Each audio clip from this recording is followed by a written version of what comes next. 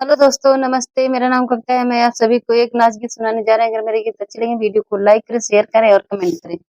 जाड़ा के दिने आइल हमारे पिया, जाड़ा के दिने आइल हमारे पिया, जाड़ा में घरे चला अइहा हमारे पिया, जाड़ा में तू घरे चला अइहा हमारे पिया, जाड़ के दिने आइल हमारे पिया।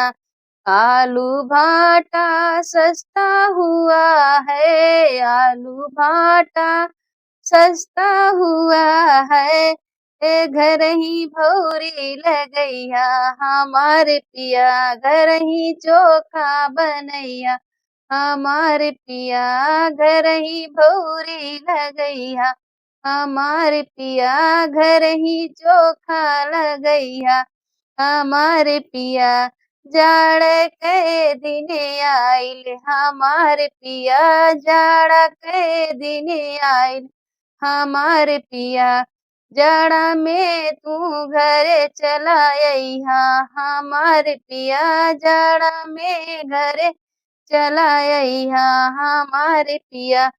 खटिया मचिया पे नींदो न आवे, खटिया मचिया पे नींदो न आवे, मखमल गद्दा बिछैया हमारे पिया, मखमल गद्दा बिछैया हमारे पिया, जाड़ा में घरे चला अइहा हमारे पिया, जाड़ा के दिने आइल हमारे पिया, जाड़ा के दिने आइल हमारे पिया, जाड़ा में घरे चला अइहा हमारे पिया। गंगा जमुना के संगम भइले बा, गंगा जमुनवा के संगम भइले बा, संगही डुबकी लगइहा हमारे पिया, संगही डुबकी लगइहा हमारे पिया,